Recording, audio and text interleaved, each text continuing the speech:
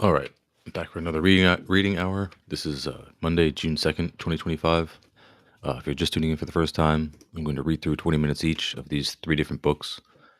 Um, and I'm told that as long as I stop and comment in between every few paragraphs or so, I'm not stealing other people's material. I'm creating new content for all. So hope you guys enjoy it. So again, we'll start off again with the Gladio book. So the book is Operation Gladio: Unholy Alliance by Paul L. Williams. The I can't remember the full title, but it's about the Vatican, the Mafia, the Freemasons, uh, and the CIA all working together to shield Nazis from accountability after World War II. Uh, so it involves things like the rat lines, and it also talks about how they started the global heroin trade, basically, and all of the opium epidemics that resulted from it. So, anyway, speaking of, the next section we're on to is heroin and hookers. Let's make sure I'm coming through here. Yeah. So, at the end of Prohibition, this is Lucky Luciano, Lucky imported heroin from the Chinese warlords in Shanghai and Tianjin that had then been refined in laboratories controlled by the Corsican mafia. So yeah, wild connections here already.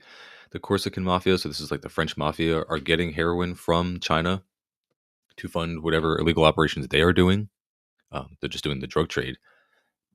But then in China, the money that they're getting from selling this heroin to the mafia is funding their anti-communist war that the holdouts are waging against Mao's army. And then from this, General Paul Hellawell gets the idea to use that same drug trade to fund illegal operations to help Nazis fight communists all throughout Europe, and to sell this heroin in the U.S. in specifically inner cities. So the product, back to the book here, the product that reached the mean streets and opium dens of Boston, New York, Philadelphia, Los Angeles, and San Francisco was less than 3% pure, since it was heavily cut with sugar or quinine. What's more, a surprising amount of the product did not include any heroin at all. Heroin represented a minute part of the Commission's business. Before World War II, America had less than 20,000 heroin addicts, and less than 1,000 kilos were produced annually throughout the world. Use of the drug in America remained largely confined to Asian immigrants and black musicians, and most made men, the term for fully initiated members of the mafia, quote, shunned drug peddling as an immoral and unmanly activity. So I guess this is like the mythical time of like honor among the mafia, where they didn't want to get involved in drug trade, and I guess whatever they were involved in, uh, which would have been, I assume, protection rackets and some other kinds of illegal trade, probably prostitution, just human trafficking. Uh, I guess they considered that more moral or better somehow. But again, this is all just results of like economics. As the rate of profit continues to fall, uh, people will adopt more and more dire methods to make money, to get ahead, or even just to get by. Back to the book here, quote, my tradition, mafioso Joe Bonanno, wrote in his memoirs, quote, outlaws narcotics.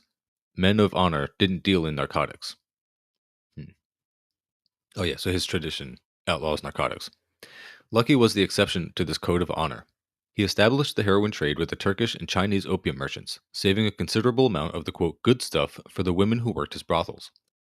The drugs served to strengthen their dependence upon his largesse and goodwill. So, yeah, a way of controlling the women that you're trafficking is get them addicted to drugs. It's literally like the movie Taken. Indeed, the combination of organized prostitution and drug addiction became one of Lucky's trademarks. By 1936, he controlled 200 New York City brothels, employing 1,200 prostitutes. These establishments provided him with an estimated annual income of $10 million. So now the next section is Lucky's lockup. So you can see, taking the less moral or more, I guess, exploitative route, like the more dastardly and just inhumane route, yields more profit, and you can take control of an entire industry that way. So Lucky's lockup.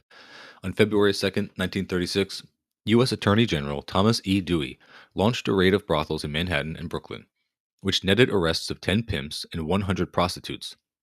Unable to come up with the cash for the stiff bonds of $10,000 imposed by the presiding judge, several of the prostitutes bartered with Dewey for their release by fingering Luciano as their ringleader. I love when they use that term to point out, to talk about pointing out someone who's guilty of a crime or ratting on someone. On June 7th, Lucky was convicted on 62 counts of compulsory prostitution and sentenced to 30 to 50 years of hard time at the Clinton Correctional Facility in upstate New York. Even within a prison so harsh, it was known as, quote, Little Siberia. Lucky managed to bribe prison officials with enough cash to gain not only a private cell on the best block, but also a personal valet to press his dress slacks and silk shirts, and an experienced chef to prepare his meals. The warden also permitted him to receive a steady stream of visitors, including Vito Genovese, his underboss, and Meyer Lansky, his longtime partner in crime. So he's literally conducting his mob business from jail. He's able to bribe the guards enough to get regular meetings with all his underlings that he can still do whatever mob business he needs to do. So now onto the section, the Normandy scam. So yeah, if it wasn't entirely clear how corrupt the prison industrial complex is, like that's got to be one of the most shining examples. And then later, I think I believe it's Lucky Luciano that they let out in order just to fight the mobster. I mean, to fight the communists. They're like openly allying with the mob, the U.S. government. In June 1942, Frank Costello, Albert Anastasia, and Tony Anastasio, three of Luciano's closest criminal cronies, sorry, came up with a plan to get their pal out of prison. Oh, yeah, so here's exactly what I'm talking about. Knowing that the Department of the Navy was paranoid about security at the New York waterfront and the possibility that Nazi U-boats might sink American ships remaining in the harbor, they decided to stage an incident that would require Lucky's release from Little Siberia. As Luciano later told his biographers, Costello got in touch with me right away. Albert had worked out this idea with his brother, Tough Tony. These are like such stereotypical like mobster names. Just, I guess it was a different era when these weren't cliche yet. Albert said that the guys from Navy intelligence had been all over the docks talking to him about security. They were scared to death that all the stuff along the Hudson, the docks, and the boats and the rest was in very great danger. It took a guy like Albert to figure out something really crazy. His idea was to give the Navy a real big hunk of sabotage. Something so big that would scare the shit out of the whole fucking Navy. Wild. Just coming up with the idea of false flag attacks here. The SS Normandy, a French luxury liner, had been converted into a transport ship for the Allied forces. When it was set ablaze at Pier 88 in the New York harbor, the incident was blamed on Nazi spies. The Office of Naval Intelligence, ONI, sought the help of waterfront Union officials, including Joe Sox Lanza and Tony Anastasio, to prevent further, quote, sabotage. Lanza and Anastasio informed the officers that adequate security could only be guaranteed by Luciano, who had ruled the waterfront for many years with an iron hand. Quote, everybody in New York was laughing at the way those naive Navy agents were going around the docks. They went up to the men working in the area and talked out of the corner of their mouths like they had seen in the movies, asking about spies, Meyer Lansky recalled. So yeah, not out of the realm of possibility that not surprising that these government officials are going around being corny as fuck, not being good undercovers or like not in any way good at like rooting out moles or rats because they don't know what to do other than act like people they've seen in movies. Let's see. So Lieutenant Commander Charles Radcliffe Haffenden of the ONI paid a visit to the Clinton Correctional Facility, where he offered Lucky the promise of a pardon and deportation to his native Sicily in exchange for his help in securing the harbor and preventing strikes by the Manhattan longshoremen. So yeah, as long as you keep the Union people in line, literally like what the mob is good for is like an extra governmental force to prevent Union organization. This is definitely not the first example of this. As far as Haffenden was concerned, he didn't know nothing that was going on, except that he was sitting there with his mouth open, praying I would say yes and help his whole department, Luciano later said. Thus, Operation Underworld got underway, with Lucky transforming from a mob thug to an agent of the ONI. This is also reminiscent of, Ukraine and all the people who are defending the Ukrainian cause, saying, hey, they have no choice but to recruit all these literal neo-Nazi militias and mobsters and gangsters, murderers and thugs, all the worst people, because you have to defend against mean old scary Russia. You couldn't possibly just negotiate peace, not expand NATO, uh, not continue with the white Western hegemony narrative. So this next senior is Monsignor Monsignor Montini's influence is the next section here. Sorry. On April 15th, 1943, the OSS was charged with implementing plans for the Allied invasion of Sicily. The Joint Staff Planners for the U.S. Joint Chiefs of Staff had already drafted a report titled Special Military Plan for Psychological Warfare in Sicily that recommended, quote, the establishment of contact and communications with the leaders of separatist nuclei, disaffected workers, and clandestine radical groups, e.g., the mafia, and giving them every possible, sorry, it breaks the page here, giving them every possible aid. So, yeah, they're going to help anyone who is anti union, anyone who is going to be against basically the left labor cause. They're going to fight them with any means possible using the mob. The report was approved by the Joint Chiefs of Staff in Washington, and the order to make the mafia connection was dispatched to Donovan. Remember, this is Wild Bill Donovan, who's the CIA agent. Earl Brennan, the OSS director in Italy, reached out to Monsignor Giovanni Montini, the Vatican Undersecretary of State who would become Pope Paul VI, for help in locating opponents to the fascist regime in Italy. So anyone who's anti-fascist, they're going to track these people down. They're going to keep lists. They're going to work against these people. Montini suggested that Brennan reach out to Calogero, or Don Carlo Vizzini, the capo di tutti, or boss of all bosses, of the Vizzini Agostini crime family, or Vizzini Agostino crime family, who had been imprisoned by Mussolini for his support of the Christian Democrats and his opposition to fascism. Okay, so I guess somewhat of a good guy. Brennan conveyed this information to Donovan, who knew that no one involved in the OSS or ONI had closer ties to the Vizzini clan than Lucky Luciano. Luciano had been born less than 15 miles from Villalba, where his mafiosi relatives still worked for Don Carlo. So we have a close geographical connection, and Luciano is tight with these people. So of course they're going to use him as the mediator. This next section is the return of the mafia. At Donovan's request, Commander Haffenden again appeared at Lucky's cell with a request for help. Luciano complied by drafting a communique that was then airdropped near Don Carlo's farmhouse. 2 days later, American tanks rolled into Villalba after driving 55 miles from the beachhead of General Patton's 7th Army in Palermo. Don Carlo and his men climbed into the tanks and spent the next 6 days guiding the division through western Sicily and organizing support among the local populace for the advancing U.S. troops. Thanks to the success of Operation Husky, the code name for the Allied invasion of Sicily, Don Carlo was appointed mayor of Villalba.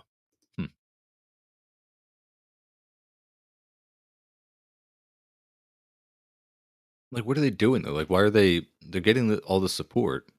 I guess among just like people who are Italians and supporters of fascism. It's wild that they're using like the U.S. tanks to do that though. Um, as soon as he assumed public office, Don Carlo murdered the local police chief, whom he found, quote, too inquisitive. Other mafiosi, at the insistence of the OSS, assumed positions of political power. Giuseppe Genco Russo, Don Carlo's second in command, became mayor of Musomelli, while other members of the Vizzini Agostino crime family became chief governing officials of other towns and villages in western Sicily. The appointments were understandable. Donovan wanted anti-fascists in charge, and the mafiosi were most certainly anti-fascists, since many had spent the war years in Mussolini's jails. Okay, so that explains it. They were actually going around gathering and garnering anti-fascist support. Doesn't seem clear why they'd want to put anti-fascists in power or any positions of power around here, but I guess it will be revealed as I keep going. So Michele Pantaleone, who observed the mafia revival in his native village of Villalba, writes, by the beginning of the Second World War, the mafia was restricted to a few isolated and scattered groups and could have been completely wiped out if the social problems of the island had been dealt with. The Allied occupation and the subsequent slow restoration of democracy reinstated the mafia with its full powers, put it once more on the way to becoming a political force, and returned to the Onorata Societa, the weapons which fascism had snatched from it. Okay, weird. So I guess when the fascists came into power, because it was a state organization, they got rid of the mafia. And then when the war was over and the fascists lose, there must be this vacuum in power. They put the anti-fascists back into power, and ironically, that hands over power to the mafia. But I guess not ironically because it's being done at the hand and by the guidance of the US, who are against the communists and against union organizing. Hmm, interesting stuff. The return of the men of respect became a nightmare for ordinary Sicilians. Shifting from rural to urban crime, the mafia bosses led by Don Carlo graduated from the stiletto to the beretta and the Tommy gun. And the stiletto is a very pointy knife that the mafia used around this time. So now they started carrying guns. Great. From 1944 to 1960, the bosses commissioned an average of 3 murders a week. Scarcely a shred of their fabled knightly code of honor remained by the end of Don Carlo's reign of terror. Okay, so they've totally done away with any kind of pretense to ethics or some kind of code that they live by. The next section is Enter Vito Genovese. Let's see how long I've been going for. Yeah, I'll do about 5 more minutes on this book. So enter Vito Genovese. The ascendancy of the mafia also became apparent with the appointment of Vito Genovese, Luciano's right hand man, as chief translator for the U.S. Army headquarters in Naples. New York's former lieutenant governor, Charles Paletti, whom Lucky described as, quote, one of our good friends, was also appointed as military governor in Italy. Interesting. Let's see. So, thanks to Paletti, Genovese's men controlled the major Italian ports and thereby most of the black market in American and Sicilian goods such as flour, oil, sugar, beans, salt, and cigarettes. Okay, so a huge black market, I guess, probably mostly for avoiding even just taxes and regulations, any kind of like import duties, tariffs, that kind of thing. Already a black market for many other things beyond just like drugs. So that's interesting. Uh, hmm. Oh, sorry, I didn't realize I actually have to click another button on Instagram. I guess I haven't been going live on Instagram for these, but now I am. Sorry, you guys. I'm learning as I go here. So back to the book here. Even Genovese's lowest Picciotto, the youngest and most inexperienced men, made a bundle. Quote, how did I accumulate my fortune? I did the black market during and after the war, Luciano Leggio, a henchman for Genovese, later explained to a jury in Palermo. Thanks to the success of the invasion, Lucky Luciano became the subject of massive media hype, which culminated in radio broadcaster Walter Winchell proclaiming that the mobster should receive the Congressional Medal of Honor. So that imagine that, like a mainstream radio broadcaster in this time saying that this mobster that they let out of jail for the express purpose of controlling the ports and keeping down union activity should be given the Medal of Honor. This next section is making the fix.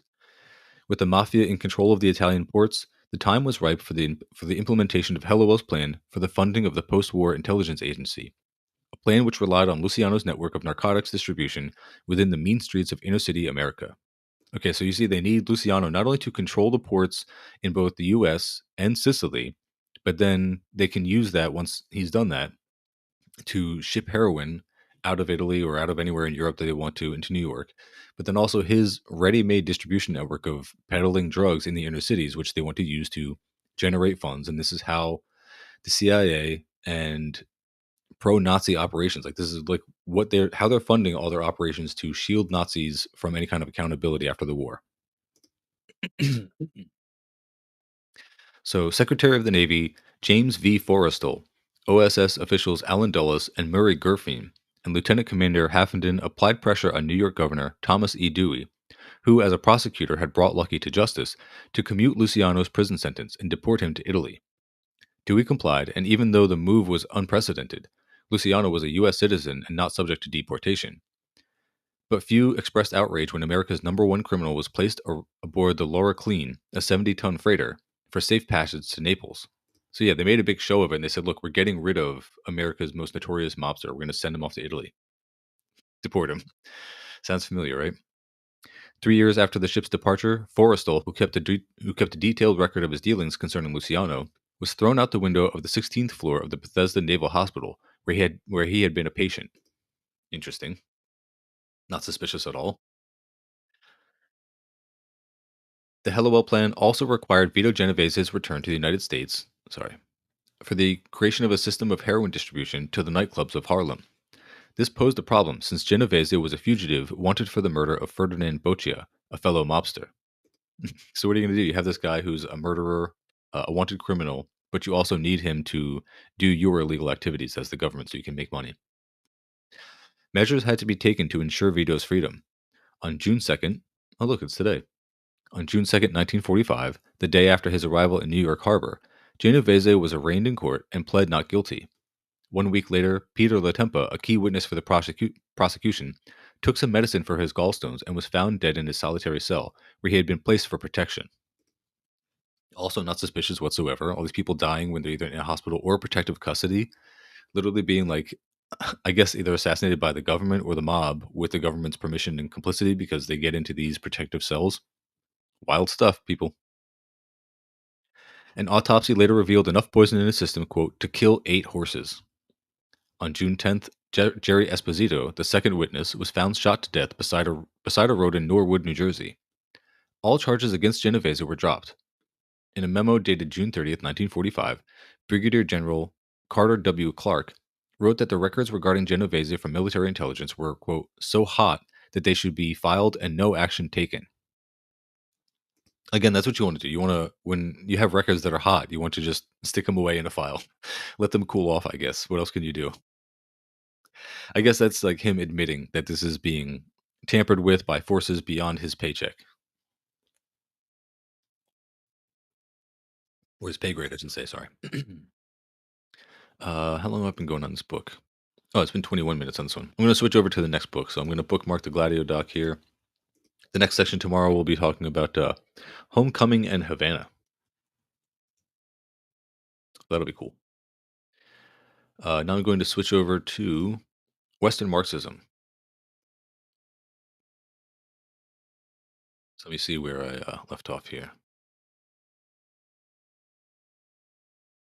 All right, so we had left off talking a little bit about Adorno. I'll just read the last paragraph of what I had left off on before.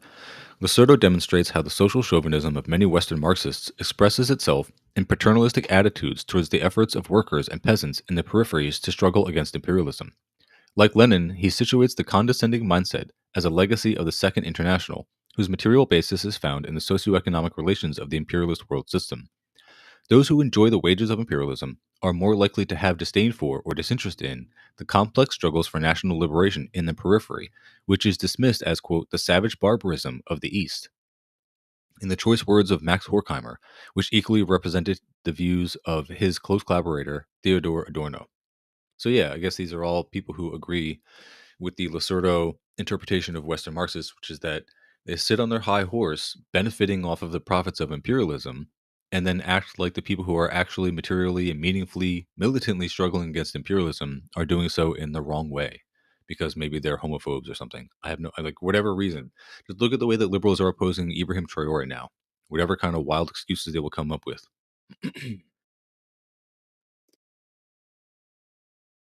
So, anyway, picking up where we left off. This chauvinistic attitude has become so foundational to Western Marxism that theorists in this tradition often behave as if there were no need to actually study the history of socialist states in any serious manner. In fact, the attempt to do so is often looked upon with suspicion as a sign that one might be a boor siding with the slaves rather than a professional intellectual with a keen sense of what is worthy of of scholarly inquiry.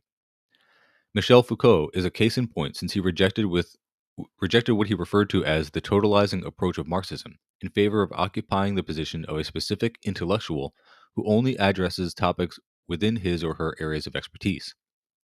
Yet the author of The Order of Things readily pontificated about the death of socialism, even though he had little to no knowledge of its international history. Yeah, and that's another great way of saying, like, that's the point of view of, like, the Western, quote, intellectual class. Um, it's not that they're necessarily, like, more intelligent than anybody else in the periphery or the third world or any of the countries that are actually implementing Marxism. They just take that as a convenient excuse for not engaging in that same struggle on that same level. According to this specific intellectual, who was purportedly opposed to totalizing narratives, quote, everything that this socialist tradition has produced in history is to be condemned. Wild. That's a pretty totalizing sentence. The colonial geography underlying Foucault's chauvinism and ultra-crepidarianism. Wow, I've never heard that term before. Chauvinism and ultra-crepidarianism could not be clearer, and it is to be found in the work of many of his fellow Western intellectual grandees. While the history of Western Europe, his privileged object of study, is infinitely complex and requires expert knowledge, the class struggles of workers and peasants in the imperial periphery can be dismissed out of hand as misguided without even studying them. And if that doesn't sum up most Western leftists and liberals in a sentence, it's wild. Like they don't study it, but they also feel they have enough knowledge of it to dismiss it. And it's because they've gotten a narrative from their government and media that dismisses it. And they just go with that narrative and they think they are not propagandized. Many Western Marxists have therefore come to embrace a form of critical theory that is skeptical of all forms of power and domination, while simultaneously celebrating the moral excellence of those who are oppressed and bereft of power, whom Foucault, like his anti communist ally Andre Glucksmann, referred to as, quote, the plebe, Jacques Rancière calls the demos, and so on. Lacerda refers to this tendency as, quote, populism, and he identifies it as one of the major leitmotifs in Western Marxism. Thinkers like Antonio Negri and Michael Hart, for instance, express their sympathy for the oppressed but refuse to side with them if they gain real power, and in particular, control of the state. So I mean, that's another perfect example of like when you have someone like Traore, once again, or any of the people who are taking power in the Sahel states, but did so in a way that isn't sanctioned, that isn't condoned by like comfortable Western liberals. If they did so in like a military coup, God forbid if they did that and then they actually start doing good for their people, they came to power in a bad way to begin with. So therefore, they can never be justified. It doesn't matter how many good things they do. And of course, this narrative is totally created by the West because, or curated by the West because the West also supports people like uh, the guy who's now running Syria. Uh, Citing their clear positions on this issue, Lacerdo points out with trenchant irony that this ultimately means that they are on the side of the oppressed as long as they are losing. He shrewdly recalls that this is the same position that G.W.F. Hegel criticized in Christians who, in order to accomplish their obligation to serve the poor, needed the institution of poverty to persist indefinitely. Hmm. That's a really good point. I never knew that about Hegel, that he said Christians need there are Christians who need poverty to exist in order to fulfill their own self-righteous obligation to serve the poor, rather than just ending the condition of poverty, which could be done.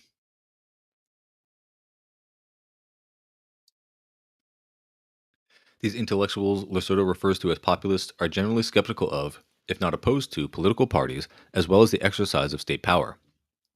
For them, getting organized through the party form, like seeking to take over the state apparatus, inexorably leads to new forms of oppression that besmirch the moral excellence of the downtrodden. So yeah, that's like that. I think it's like a really just Western belief. It's like that. You can sum it up as the absolute power corrupts absolutely, and that's one thing that you could probably even say is true, like absolute power. But they assume that to mean any form of power. Like people who are the Western leftists assume that as soon as you have any form of state power, a political party, an organized structure of any kind whatsoever, that now it is oppressive. And they don't use that as a means to like build some kind of alternative form of power that doesn't use that form or use that kind of like use institutions in that way. They just don't do anything. They continue going about their daily lives using the traditional institutions, and they use that as an excuse to do nothing of value, to do like silly little things like donating to charity or going to protests. This is one of the reasons why rebellionism is another leitmotif in Western Marxism, celebrating insurgency and revolt for their own sake, often devoid of context or concrete political content. Many Western Marxists exalt the figure of the rebel, whom they present as anti dogmatic, radically free, and morally superior to those denigrated as authoritarian, state centric socialists and party intellectuals. This guy is just like bomb after bomb here. Like it's bars after bar. It's like the way this guy writes um, over and over again. It's just scathing criticism, like absolutely diagnosing all of the problems with the Western left over and over again. Really good stuff. Yet this libertarian orientation, which segues in key ways with liberal ideology, only amounts to what Lacerdo calls, quote, a dogmatism of the subject, a thoughtless embrace of the figure in revolt, which is an obvious projection of Western Marxists' own self image, qua petit bourgeois enfants terribles. As he explains, drawing on important insights from Gramsci, rebellionism can lend itself to distinct and even opposed political projects. The deep and expansive history of dissident politics clearly demonstrates this point, since the right wing and often philo-fascist dissidents, promoted by imperialist governmental agencies like the CIA, were and are rebels opposed to socialist states. So yeah, that's how you get things like the alt left, the noited left, uh, just like anarchists, like people who are thinking that they are apolitical or transcending the left right political divide, or that they are more left than the Marxists or the socialists, or people who seek to use state power to make the state work for people rather than having the state work for just a bourgeois class. Um, all those people get trapped in aesthetics and things that sound cool and feel cool to them because they don't have a coherent ideology that end up supporting the same system that they're claiming that they're fighting. But again, these are still mostly people who are not doing like the material work. They're not like militants of any kind. These are people who are just like activists in the charity and protest sense. Slavoj Žižek, arguably the most contumacious of Western Marxists, first came to public attention as an anti-communist dissident. Quote, in the late 1980s, he candidly explained, I myself was personally engaged in undermining the Yugoslav socialist order. Yeah, so he's an anti-communist. Although much of what is this Although much of what this pro-Western parvenu from the East writes is an unhealthy hodgepodge of sophistic chicanery, anecdotal triviality, and puerile provocation. Damn.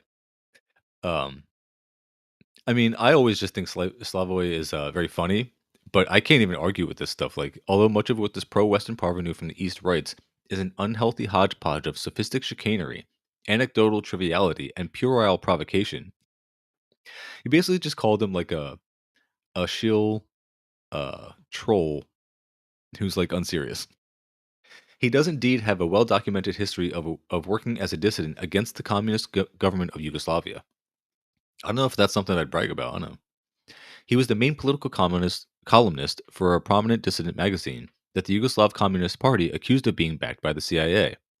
And now we find out that they were right. Like, aren't we finding out like all these documents that all the things that Tanky said about the CIA being involved in the takedown of these socialist states were 100% correct? He also co-founded the Liberal Democratic Party and ran for president of Slovenia against the communists, advocating for, quote, planned privatizations, and proclaiming, like a dutiful capitalist ideologue, more capitalism in our case would mean more social security. I wish I had a good Slavoj impression. I would do it for the quotes, but I don't. Sorry, guys. Those Western Marxists who do appear to propose some kind of alternative to the extant order often traffic in magical thinking and a belief in the most suspect forms of idealist utopian salvation.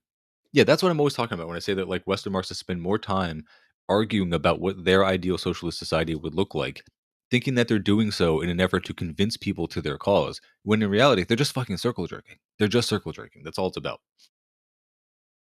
Lacerda details how this type of Marxism has grafted itself onto religious ideologies deeply rooted in the Judeo Christian tradition. Messianism is their lifeblood, and it is another motif of Western Marxism. Although the precise forms it takes vary considerably, there is a general tendency to project a vision of the future as totally other than what currently exists, which is also wild. Like, yeah, it should be, if your project is realistic, you should seek to just like modify it in a realistic way, or else you're just like, you're being utopia. And also the messianism, like just the celebrity worship that I see going on in the Western left, the way that they're like so desperate for an individual hero because they and then like never realizing that that's because there is no coherent mass movement. Like the lack of a mass movement is what caused you to wait for individual heroes, and also just the liberalism, latent liberalism in everybody. Anybody in the chat? I see people joining, but like nobody's saying anything. Let's see. I'll get back to the book though. Such a future cannot, therefore, be arrived at through the telluric path of extant institutions, including the rule of law, parliaments, parties, states, and so forth. In extreme ultra leftist cases, all of this and much more needs to be abolished. The new world aspired to, since it is totally other, must break with everything and arrive on the scene more or less miraculously. Yeah, the anarchists are absolute utopians. The ones who are like eschewing or yeah, like saying that state power is not the way to go about changing the state to kids. In Alan Badiou's version of messianic Marxism, to take but one obvious example, this occurs through an inexplicable event that calls upon individuals to convert themselves into subjects by asserting their faith in its reality and taking it upon themselves to reconfigure the extant situation based on their fidelity to the unexplainable. So yeah, imagine thinking that people just en masse are going to change their minds and their ways of being through faith in something that they don't even understand themselves because it does not yet exist. It's an unrealistic position to take and should not be taken seriously. Anyone with even scant familiarity with the story of Christ cannot fail to grasp the ideological progenitor of what Badiou has marketed as his grand new quote idea of communism, qua constitution of a community of the faithful under the banner of his philosophic brand. So yeah, it's like literally trying to make a religion out of communism. Good luck. Lacerdo is a realist who advocates for scientific socialism over and against the utopian socialism, anarchism, and defeatism of the Western Marxists.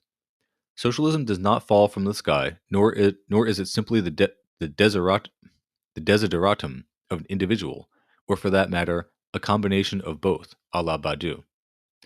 Communism is not merely an idea or a desire, as figures like Badiou and Zizek have contended. Lacerdo opposes theories and discourses of this sort, which combine wish fulfillment with what one can only hope is willful ignorance.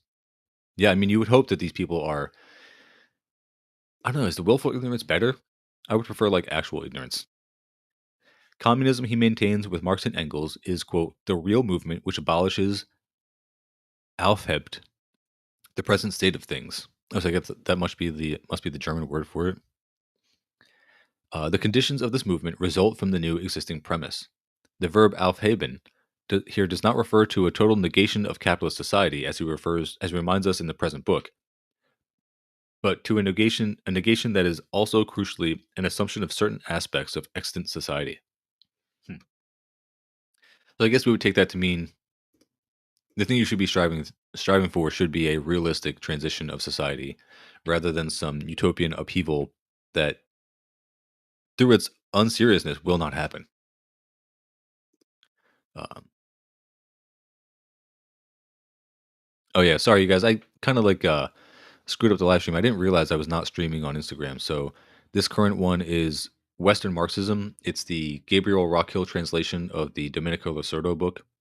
So the previous book was Operation Gladio, Unholy Alliance by Paulo Williams, and you can find these all on the YouTube channel as well. Look for True Crimes of the Empire. I think it takes like a little while for the live streams to show up after they're done though. So anyway, the next section here is the bourgeois cultural apparatus and the compatible left. Actually, how much longer do I have on this book? Yeah, I'll just do like 3 more minutes on this one. All revolutions fail, or rent must be a different, yeah, some language. Everyone knows it. We pretend to rediscover it here with the anti-communist writings of Andre Glucksmann and Francois Furet. You have to be a complete idiot not to know that. So this is from Deleuze, saying that all revolutions fail. Okay. It is not the least bit surprising that Lacerdo, while a prominent and important thinker, has by no means been promoted by the imperial theory industry in a manner compatible to the Western Marxists, whose global class standing and ideology he diagnoses with such remarkable acumen. Yeah, this guy would not be popular among the people he is critiquing. In capitalist societies, the bourgeoisie does not only own the overall means of production, after all, but it also owns and controls the means of intellectual production: universities, research centers, think tanks, publishing houses, the press, the mass media, and so forth. The ruling class has a vested material interest in policing the limits of acceptable discourse. If forced to accommodate some form of Marxism, its preference for idealist discourses openly hostile to actually existing socialism is very well established. Hmm. Yeah, that's very clear. Uh, in any academic circle, if you talk about existing or previously existing socialist states with anything other than but like the most critical and pretty like obvious disdain, you will not be taken seriously, and you'll be like purposely like removed from discourse and uh, yeah, kind of laughed out of the room, and that's intentional. These discourses often promote, moreover, the dynamics of cultural imperialism. and they are promoted in turn by the bourgeois cultural apparatus which peddles them around the globe as the only valid version of Marxism. Yeah, the idealistic, intellectual only, and non threatening academic version of Marxism is the only kind that is allowed to be discussed or taken seriously in Western societies. Western intelligence agencies have been deeply involved in this project by running expansive and extremely well funded propaganda campaigns aimed at redefining the very nature of the left. As CIA officer Thomas Braden candidly admitted, the goal of these endeavors has been to promote the compatible or respectable left, which is opposed to actually existing socialism. Quote, in much of Europe in the 1950s, he explained, socialists, people who called themselves left, were the only people who gave a damn about fighting communism. That's hilarious. Isn't that perfect? That's like the perfect situation for the state to have. Is like the right openly anti-communist, the left also anti-communist. This is why the CIA lavishly funded anti-communist leftist intellectuals and promoted their work around the world. The Congress for Cultural Freedom, the CCF, one of its most important front organizations, has been described by Hugh Wilford as one of the largest patrons of art and culture in the history of the world. It was Southpaw Pod, um, the leftist jujitsu page and I guess podcast that they just had a tweet or just like a text post saying both Democrats and Republicans think that Trump is a secret communist out to destroy America. And it's both parties, but one ideology. Like they're both anti communist, they're both fascist. It established offices in 35 countries, mobilized an army of about 280 employees, published or supported some 50 prestigious journalists around the world, 50 prestigious journals around the world, not journalists, uh, planned or sponsored 135 international conferences and seminars, published at least 170 books, ran a press service whose reports reached 5 million readers, and much more. So, yeah, before the internet, this is how you reached people. This is how you convinced mass swaths of people to hate communism or to support a version of it that only could exist in theory. Prominent Western Marxists such as Horkheimer participated in its junkets. Others, like Adorno, had their work published and translated in its journals, while directly collaborating with CIA agent Melvin Lasky, who took the lead in the German anti communist Kulturkampf. In 1975, when the Church Committee released its report on the U.S. Intelligence Committee and its community and its abuses, um, the CIA admitted that it was in contact with, quote, many thousands of academics in hundreds of institutions, and no reform since has prevented it from continuing or expanding this practice. That again, that's like the old tweet that like the liberal position is that the CIA used to do really bad things in the 50s, 60s, 70s, or whatever, but no one was held accountable. None of those bureaus or institutions were ever dissolved, but we can't assume that they still do those things anymore. And you're a crazy conspiracy theorist if you think they do. Oh, what's up, Shibbles? Good to see you in the chat. Check the Instagram chat. I'm going to switch over to the other book. Thank you, Dunes. Appreciate it. All right, so now I'm going to switch to The Busy Worker's Handbook to the Apocalypse. So let me see where I left off on that. Oh, you know what? I got to bookmark this other one first. Okay. So now, um, I'm going to have to scroll down to where I was.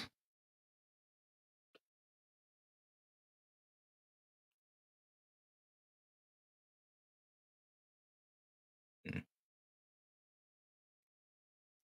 I think I just finally got through the introduction of the Western Marxism book. I think that's how long I've been at it for. Yeah, that's about an hour worth of that book. I got through the introduction. All right, I'm going to control F. Sorry, guys. Okay. So now we're at section 4.2 of the Busy Worker's Handbook to the Apocalypse. So 4.2, what does the IPCC say? This is the climate change book, in case anyone's not familiar. The concept of negative emissions was first introduced in the 2014 IPCC AR5 report and forms the foundation for net zero. Net zero basically says we can keep emitting CO2 from fossil fuels now and clean it up later with negative emissions technology that does not currently exist at relevant scale, while at the same time slowly transitioning to a mostly fuel-free global economy. Net zero is what made it possible to claim to meet the 2015 Paris Agreement goal of limiting global warming to under 2 degrees by 2100. CO2 emissions, quote, budgets are developed using projections for these future negative emissions capabilities, and the total budget is then sliced up and divided out among nations. Okay, so they're literally counting on a technology that does not yet exist that will remove carbon from the atmosphere, and then based on what they expect this mythical technology to do, they came up with the budget of how much carbon countries can continue to produce up until a certain point, and then divided that up amongst them. So that's the official political bodies addressing climate change that we're dealing with here.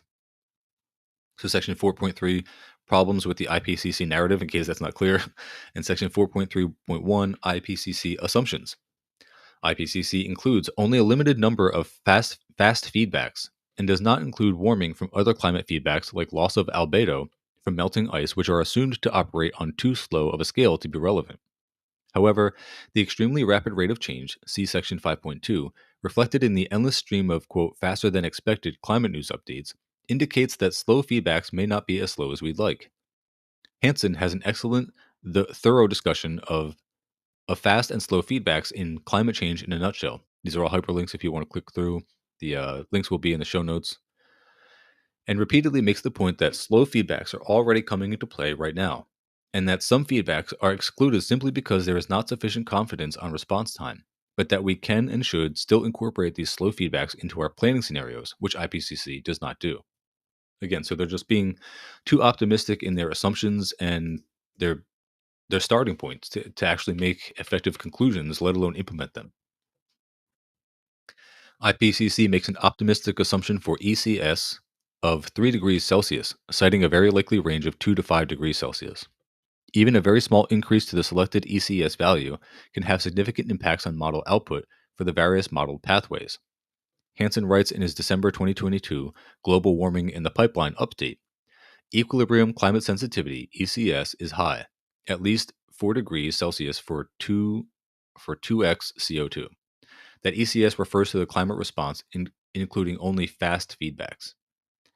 IPCC assumes a minimal value for aerosol cooling effect and does not model any scenarios that match the current reality of increasing CO2 and methane while simultaneously slashing SOx. So I guess that would be the aerosols in the atmosphere. And again, to remind people, the aerosol masking effect is something that humans are responsible for. People are constantly putting more aerosols into the atmosphere, and that actually creates a cooling effect. And that as soon as humans were to, if there were any situation in which humans stopped existing or mass numbers of humans stopped existing, a lot of those aerosols would be removed from the atmosphere in the span of a couple of weeks to months, and that would actually cause a severe increase in warming. So people who have the idea that if you just suddenly shut down a bunch of human activity, if you genocided a whole bunch of humans or something, that would solve climate change or be good for the environment, it would actually be incredibly catastrophic. The best case scenario would be some kind of directed, um, globally organized slowdown of that human activity and pollution to therefore uh, fix the situation in a directed, conscious kind of way. But that's not even being proposed by any of the bodies that would have any kind of power or ability to implement that kind of a plan.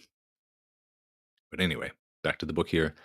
And most importantly, IPCC insists on prioritizing model output over the paleo climate record. Hansen harps on this point constantly, writing in Storms of My Grandchildren, quote, I realized that climate sensitivity was in the process of being nailed down, rigorously and accurately defined by the paleo climate information discussed in sorry, excuse me, by the paleo climate information discussed in this chapter. Of course, even today, it is possible to find scientists and publish papers concluding that climate sensitivity is quite uncertain. A common approach is to calculate the expected warming of the past century based on assumed climate forcings.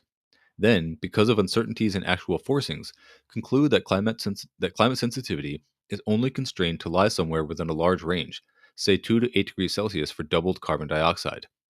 That logic is a case of failing to see the forest for the trees. Our knowledge is not based on the dullest instrument in our tool bag. Rather, it is based on the sharpest, most discriminating information we can muster. So again, this is another case of like the official bodies intentionally using less sensitive measurements or more optimistic measurements to start their baseline, um, and then thereby having bad conclusions. By the quote dullest instrument in our tool bag, Hansen is referring to climate models. The sharpest instrument is the paleoclimate record. In Climate Change in a Nutshell, Hansen writes the most relevant tools in the scientific toolbox are 1. Earth's paleoclimate history, which contains information about how Earth responded to climate forcings in the past. 2. Modern observations of how Earth is responding to natural and human made climate forcings. And 3. Climate models. So, I guess in order of accuracy. And the IPC is choosing to use the least accurate one.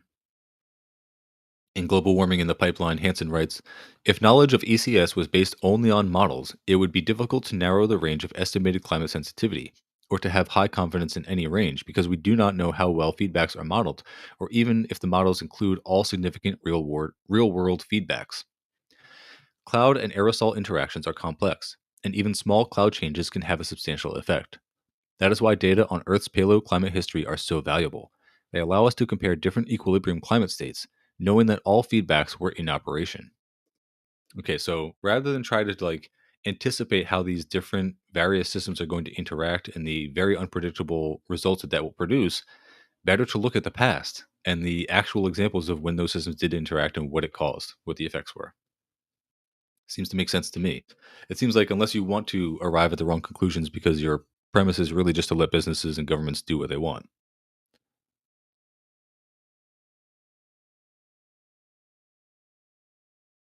In the foreword to What Lies Beneath, Dr. Hans Schellenhuber writes, quote, IPCC is stricken with the probability obsession. We must never forget that we are in a unique situation with no precise historic analog. So calculating probabilities makes little sense in the most critical instances, such as the methane release dynamics in thawing permafrost areas. Rather, we should identify possibilities. That is, potential developments in the planetary makeup that are consistent with the initial and boundary conditions, the processes, and the drivers we know. Dr. Charlie Gardner made an insightful comment after the March 2022 Antarctic heat wave, when temperatures briefly reached 69 degrees Fahrenheit above average, pointing out that, quote, last week's temperatures in Antarctica really highlight the limitations of climate modeling. It's not just that models didn't predict this, but that they couldn't. If they had, modelers would have considered them broken and tried to fix them. So that is to say that, because they're using models based on weather that they've experienced or the weather that they're looking at to draw up their models, they're not making accurate predictions for what extreme weather conditions are going to happen because they can't, because they're starting with the wrong assumptions. Let's see. So now we have another chart here. World record temperature anomaly. So some major ones in April of 2022. Or is that? Yeah, that's the one that he's talking about. So climate models are fantastic at predicting long-term trends, but we absolutely cannot rely on them to predict near-term, civilization-threatening extreme events. Yeah, that is also very true.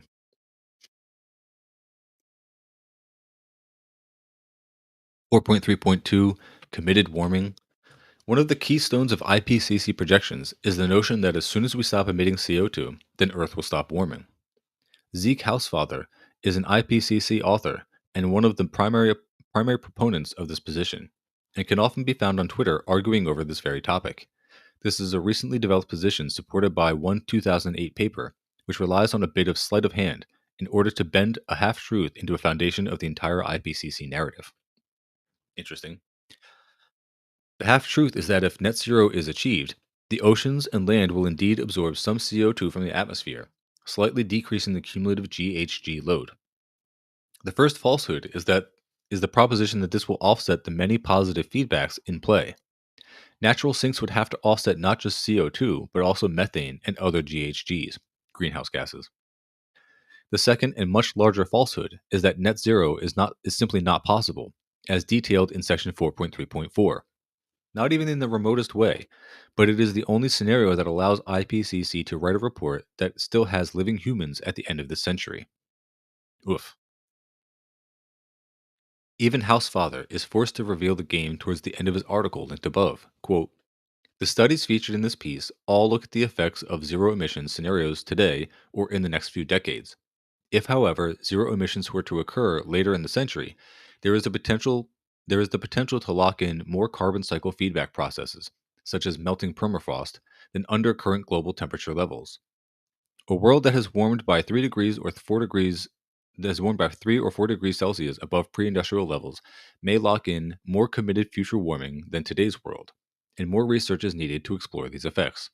So this is the guy who's the main proponent of the IPCC's um, baseless assumptions, like literal optimistically utopian assumptions that they're basing their entire conclusions off of.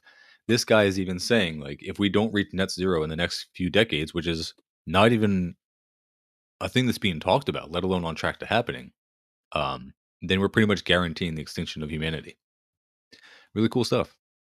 Even the optimists admit it if you read their stuff closely enough. The implication here is that even the official fantasy of net zero has fine print indicating a redeem by date, that once passed, the terms and conditions change. If you remove the assumption of zero committed warming, then all of IPCC's scenarios and pathways are invalid. Every scientist adopting the language of net zero is implicitly endorsing this position. I devoted section 5.1 to expounding this problem. So, section 4.3.3, carbon dioxide removal, or CDR. Net zero requires massive scale implementation of negative emissions technology that does not exist. That should be a red flag. Peter Kalmus, a climate scientist at NASA JPL, has called CDR, quote, magic fairy dust. We're used to seeing computer technology advance at an exponential rate, and it's easy to be complacent and think, of course, we will make magic technology in time. But CDR means industrial machinery that is nothing like transistors and pixels. Okay, so how big a scale are we talking here? At 3 minutes and 35 seconds in this video interview, it's linked here, Dr. Hugh Hunt of Cambridge describes it this way, quote, "We don't do anything on this planet at that scale. We don't manufacture food on that scale. We don't mine iron ore on that scale. We don't even produce oil, coal, or gas on that scale." So yeah, we would literally have to do something, humanity as a species would have to do something on a scale that outpaces how it was able to create all the fossil fuels to begin with. But it would have to do so in an anti-profit motive. Um, like, it doesn't even make sense when you think about it for a second. Like, what would motivate all these humans to act in a way that is antithetical to their direct, immediate interest and their instant gratification? Um, Seemingly just for what? The good of humanity? That they would somehow invest and take on all the time and energy to make all this carbon capture technology. It's not good. The largest direct air capture DAC facility on Earth is capable of removing 4,000 tons of CO2 per year. Compared to 2022's emissions of 40.5 billion tons, this facility is able to remove less than 0.00001% of annual emissions. Our current CDR capabilities are quite literally negligible. Yeah. Yeah, not great news. Let's see if anybody's saying anything in the chat here on Instagram. No, not so much. But thank you for the 3 people that are watching. I'll do a couple more minutes on this book here. I'm at 58 minutes for the day. So Hansen writes in nutshell, quote, implausibility of negative emissions on the required scale is readily apparent. Commenting further on the cost of these activities, quote, the cost in a single year of closing the gap between reality and the IPCC scenario that limits climate change to 1.5 degrees Celsius is already about $1 trillion, and that is without the cost of transporting and storing the CO2. Oh yeah, so I guess once you remove the CO2, you have to put it in some form that you can then store because you're trying to remove it from the atmosphere. No good to just let it back out. Wild. I wonder what they would do with it. It's almost like it just makes more sense to plant a bunch of trees since they naturally do it, or make a bunch of algae in the ocean since it already does it better than anything that humans can create. So 4.3.4, decarbonizing. The other key component of net zero is to decarbonize electricity and transportation by transitioning the globe to a completely renewable electric grid and eliminating fossil fuel powered by vehicles. That way, the CDR industry can work on offsetting the remaining fossil CO2 emissions from sectors like agriculture and mining that cannot easily be transitioned to electric power, and begin chipping away at the 1.1 trillion tons of CO2 already in the atmosphere. At every point in history, when renewable energy sources have been developed and added into our energy grid, that new renewable energy has been in addition to fossil fuel energy sources. Renewable energy, renewable energy has never replaced fossil fuel energy because that would require government regulation. Cheap energy supply encourages more energy intensive activities, and overall demand goes up. This phenomenon is known as Jevons paradox. Ignoring it leads to many people endorsing energy policies that have the opposite of their intended effect. Yeah, I mean, if you don't have anybody to step in and say, look, we've created this extra energy. Yes, it's cheaper, more renewable than the stuff we were doing before. They just will use it. They will just start using more energy rather than forgoing using the old, dirty energy, especially if you get someone in like Trump. The task then is to decarbonize a global energy mix that looks like this. Now we have a convenient chart here from our World in Data global primary energy consumption by source. And so down at the bottom, you have traditional biomass. It's like this low level. Coal is very big. Oil is still huge. And then you have some smaller portions of wind, renewables, and other. What is often ignored in this discussion is the quantities of metals, especially copper and other materials needed to produce such an incredible amount of renewable energy components. Dr. Simon Michaud of the Finnish Geological Survey gave a lecture going over the global availability of materials needed for a renewable grid transition and has found every single critical metal to be vastly below required reserves. The Earth contains less than 20% of the copper needed to produce just the first generation of renewables. A generation refers to the typical 20-year lifespan of most power generation components. About 20% of the required nickel, less than 2.5% of the required lithium.